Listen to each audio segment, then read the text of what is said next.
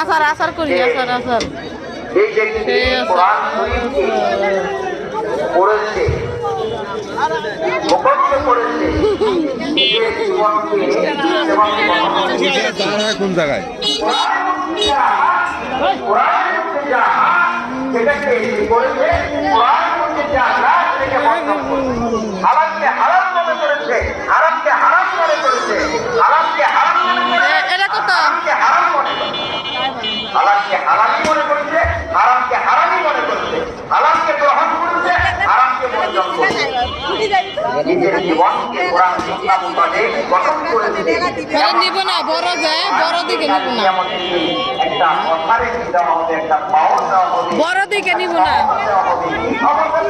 যে হাফেজ কোরআন নিজের জীবনকে গড়েছে কোরআন সুন্নাহ মোতাবেক, গোনার কাজ করে নাই, শুধু দেখে না অন্য ভালো